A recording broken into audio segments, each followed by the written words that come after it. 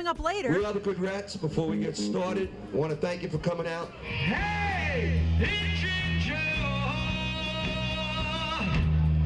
Stay with us. We'll be right back. You guys ready for some rock and roll?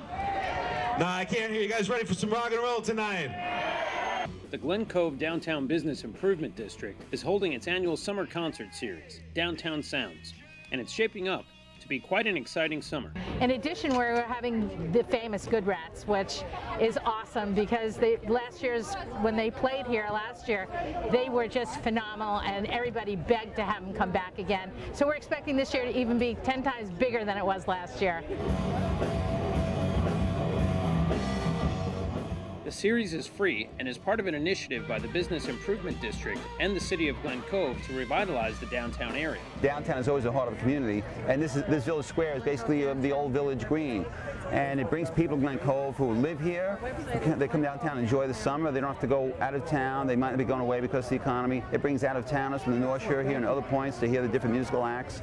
It really energizes the community. It helps our restaurants and other businesses. So it's fun.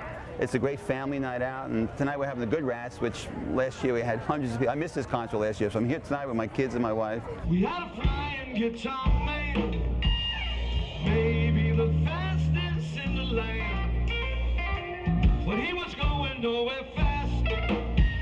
Speed ain't nothing without class. He couldn't play tasty, oh no, tasty like this man. The series started in 1997 as a small jazz concert series, and over the years has grown to encompass a wide variety of music. In 2005, we changed our name to Downtown Sounds, which we thought represented more about what we're trying to do here. And we became an all rock and roll, salsa, Latin jazz, regular jazz, just every different contemporary music, anything we could bring in to make people come down. It's a family event, so we're just happy to have it all, able to put it all together, and it's going to be wonderful. Like a drug I could not stop. And bands like the Good Rats are a longtime Long Island favorite. Joe, this is Fred, and I'm Tom. Who the hell are you? You know, we were inducted into the Long Island Music Hall of Fame 2 years ago with Billy Joel and some good artists like that. And if you're from Brooklyn and Queens, it includes Brooklyn and Queens. There's the Ramones, there's Barbra Streisand, you know, it's Neil Sedaka, Neil Diamond, any other Neils they got there, I don't know. But anyhow, these kind of shows, like we did one last night for a different township, right? And these kind of shows are great because it's free. People come out on a nice night and enjoy it. And we're a brand name here in Long Island.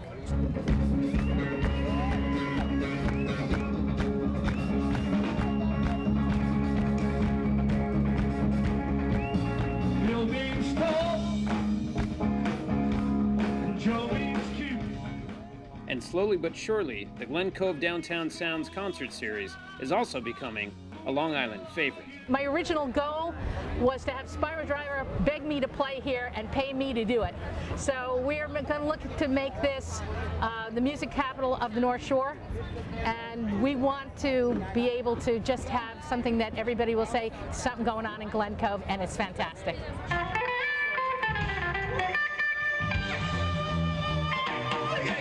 Taste it, oh taste it, and it tell me mellow out. Thank you.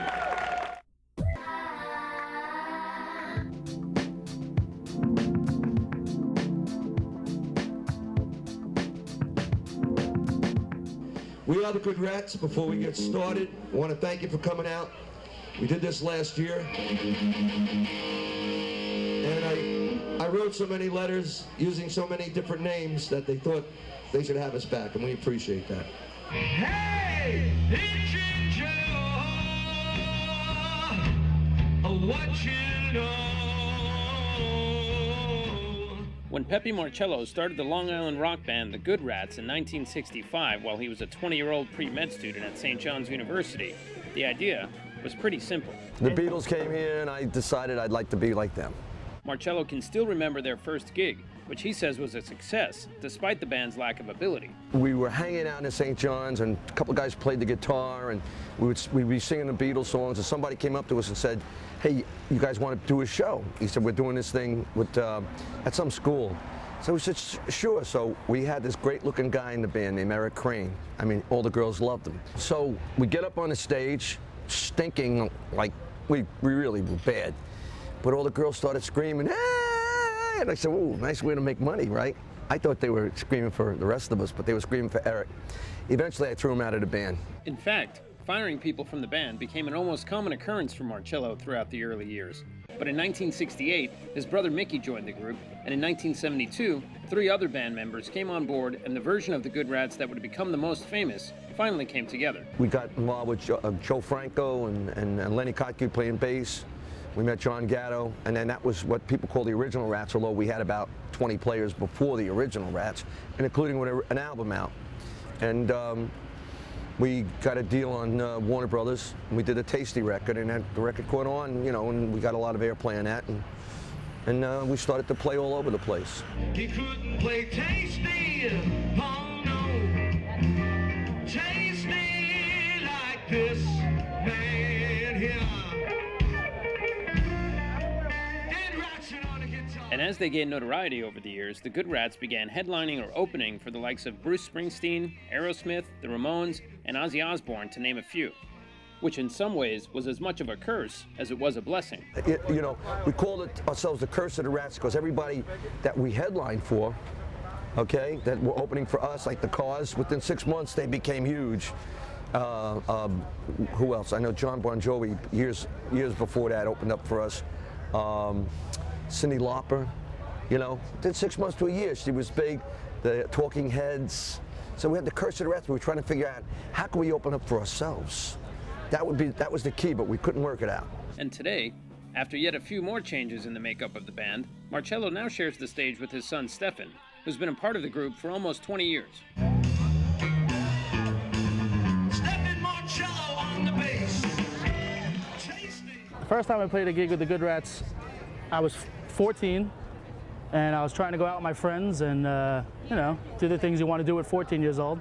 And I got a phone call from my father saying, "You got to set up the drums and play." I didn't know beginnings of songs, I didn't know endings of songs, but I got up there and I played, and it's all history from there.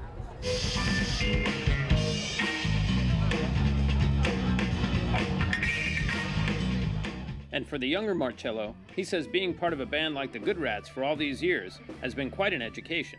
Well, first of all, there's a lot of things to learn in this band, because just the fact of playing, musicianship, a lot of great guys coming in and coming out. It's better than going to college for music. It really is, and you learn the business aspect of the whole thing too. You know, you learn a lot.